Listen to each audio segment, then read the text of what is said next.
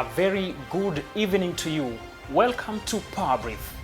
Tonight we discuss government regulations on businesses, and we look into different topics. One, we look into betting, and two, we look into consumables. We are privileged to have Mr. John Kamau, who is the Chief Executive Officer of SMS Africa. We also have Mr. Andamo Loch, who is a youth leader with the Nairobi County Government, and currently he's serving at the National Youth Advisory Board representing Nairobi County. Welcome, gentlemen, on the show. Thank you very much. Karibu sana. Asante sana. Now we look into government regulations. World over, these are requirements by the law to regulate businesses. And in our Kenyan context, last year in July, we saw the case of the Minister of Interior coming closely to monitor the matter of betting. Some companies were laid off and others remained. Mr. John Kamau, what was the genesis of all this matter? I think the issue was suited on taxes. Was the main reason. But the issue was how they were collecting taxes. So later on they realized that the system wasn't right, and they came on running to the betting companies claiming huge taxes. But I think this was a loophole from the system itself. What they did wasn't right, especially because not all the companies were not tax compliant, because some were. But on the 1st of July they closed all the companies. And I think this is not in accordance to law. But I can say it was all about taxes, and it wasn't right. Mr. Loch, as a youth leader, what led to the closure of some of these betting companies? First of all, let me say thank you for giving us this opportunity at least to discuss these matters. I think on the matters of betting, we realized that the betting companies had employed most of our youths than the government itself. And when it came as a reprieve to the unemployment rate unto which our young people were in. I'm not saying that through betting people got employment, but I'm trying to say that at least through betting people got something to earn. About the regulations, of course, in each and every sector, there must be policies and regulations that are governing that sector. And the government did not foresee how these betting companies will be very big and very great in this country. For instance, when we pick about some betting, especially SportPesa, it came and actually financed most of our EPL teams in the EPL match standings. And we realized that they were collecting a lot of cash from us. Now the issue of tax, some of the government officials say that these companies are not giving enough tax vis-a-vis what they are collecting. And that's prompted on maybe the regulations and maybe some companies being laid off. But I think we read some mischief. Of course, there's Kenya, and things are not just done. Things are planned to happen. And we heard some companies crying foul that they are being targeted because of maybe it was as in like a political witch hunt. We are soon coming into that. Mr. Kamau, your company SMS Africa undertook some research over this matter when it arose. Now, this notion that betting affects only the youths and male, is it true? I've seen it with also the ladies. It's not a male thing, but of course from the genesis of betting, you can relate it to male gender. But with time, it has grown to even affect women. And I guess the only way we should take betting as a way of entertainment. The same way we take other drugs that are not healthy to our lives, but they are prescribed by government as good for you, especially for taxes. So betting is a form of entertainment. Not only for men, but also for women. But it's creeping back to women. It started with men, but as time goes by, so many women are being now diffused into the system. Mr. Oluoch, besides entertainment, what Mr. Kamau has talked about, and also other motives, what do you think is the core motive of Kenyans participating in betting? where you wake up, someone is talking about it in the morning, in the evening, and what have you? One, as I had said before, it's about unemployment. The youth are trying to become creative on how they'll get at least something on the table. And two, I don't say that those people that bet are lazy, but it encourages laziness because people will say, no, today I will not go to work, I'll just sit in the house and bet because it only requires an internet and a phone to do so.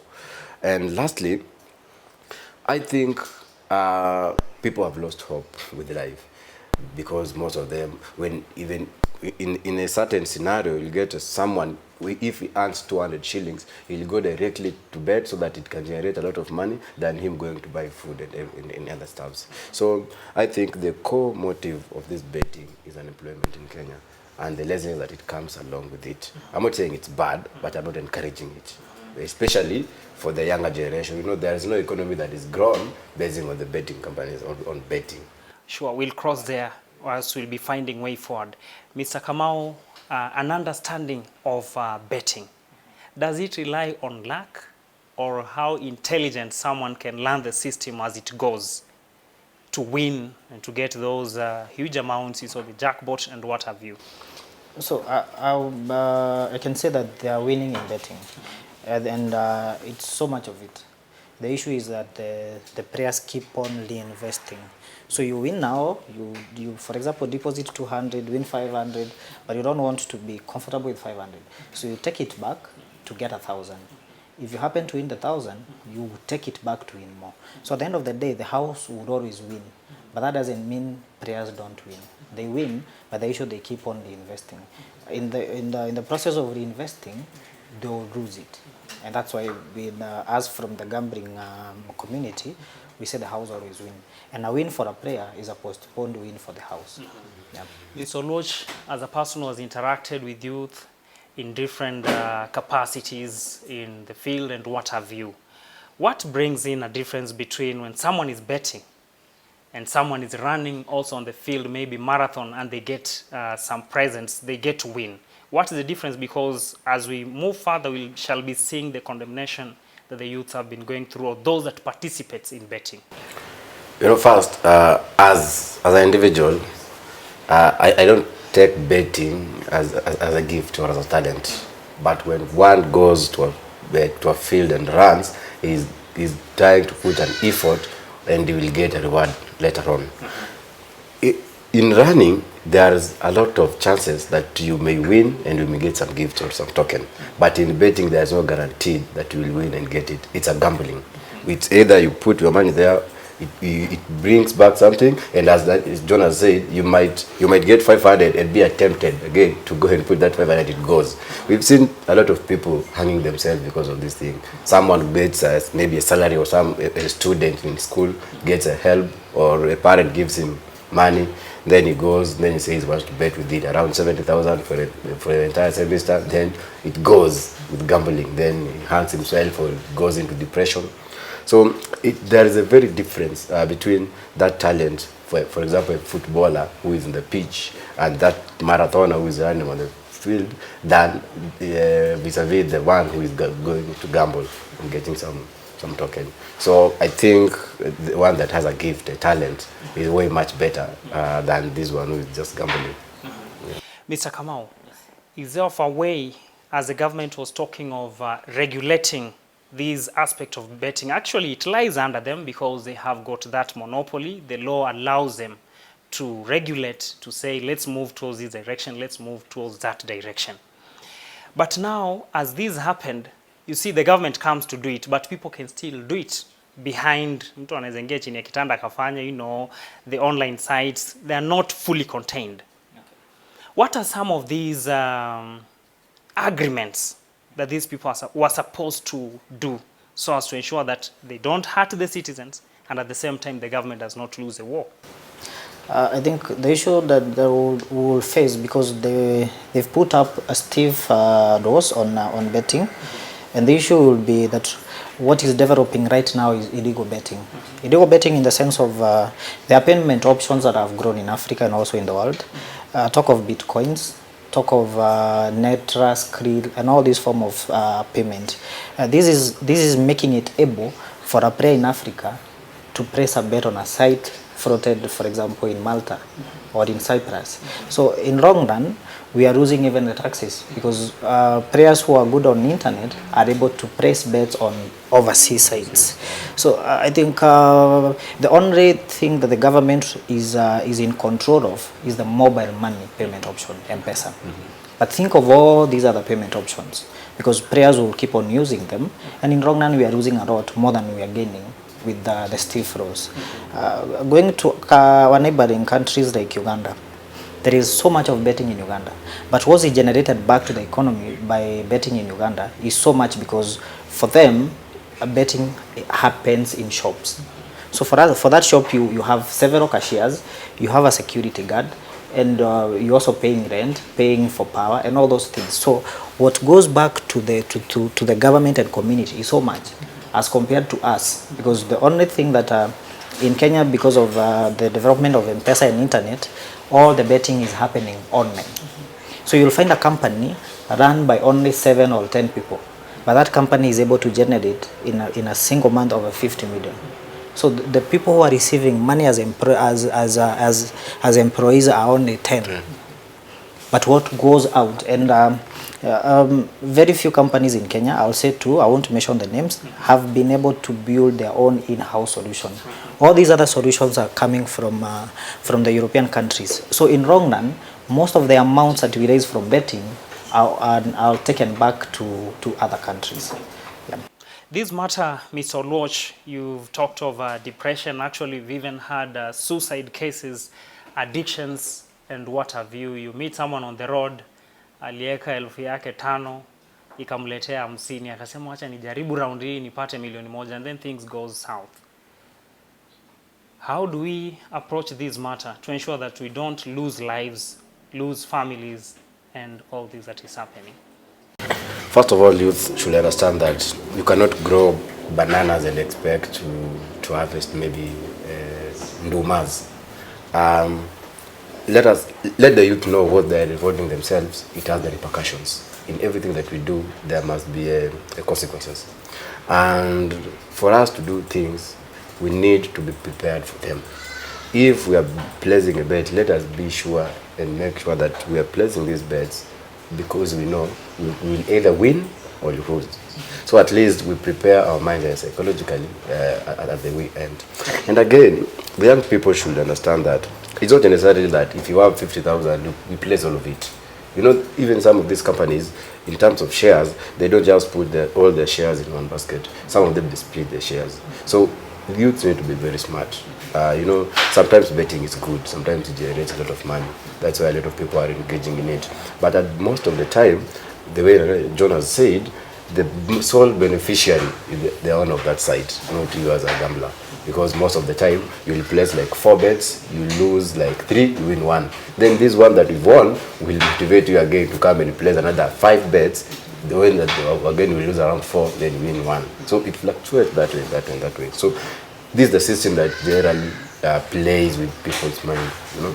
So at the end of the day, when you want to place a bet or anything that you want to do in life, be prepared of the consequences, either good or bad. So young people should prepare themselves mentally that maybe if they play this bet, something may go sour. And how are they going to control or to make sure that they come over it? That's the only solution. Mr. Kamau, when this debate came up last year, the government gave a suggestion that moving forward, they were thinking of coming up with a national betting something where the government will be in full control, not leaving it to private investors. And there are those who read malice in this whole matter, and they said, now, if you're saying this thing is bad and you want to do it, how is it going to be? How far did this matter go? I think before I respond to your question, I've always been against nationalizing such businesses. And not only all such businesses, all kind of parastatals that we have in Kenya have been faced by issues of corruption. So I wouldn't support that they take betting as a national parastatal. It's very wrong because, as I said, it provides a lot of employment to people and also to investors. It also motivates young people to also engage in betting, not as gamblers, but also as the owners of those solutions. Because betting has a lot of aspects. Because there are people who sell SMSs, there are people who provide solutions, there are feed providers, there is mobile money payment options, there are employees, there are shops, you need computers in those shops. So it involves a lot. And this creates a lot of employment to the youths, and they can indulge in providing in solving problems faced by those solutions that are meant for gambling. So that matter was proposed on the BBI. Actually, it's on BBI. Of course, we've not taken BBI as raw. It's still under discussion, and I'm hoping at the end of it all, we don't take gambling as a national parastatal.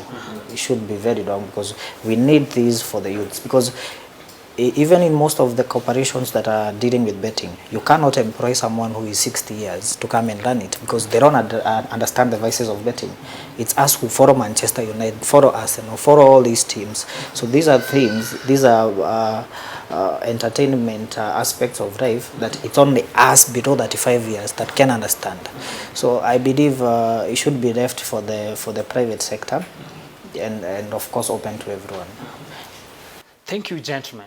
We go for a short break. But as we come back, we'll be looking into ways that this matter can be discussed amicably and find a proper solution, avoiding condemnation, a lot of suspicion between the clergy, between the parents, students, and even youths among themselves. You can engage us on our social media platforms, our Facebook, CAC TV Kenya, Twitter handle is CAC TV_Kenya, and you can also stream live on our YouTube channel.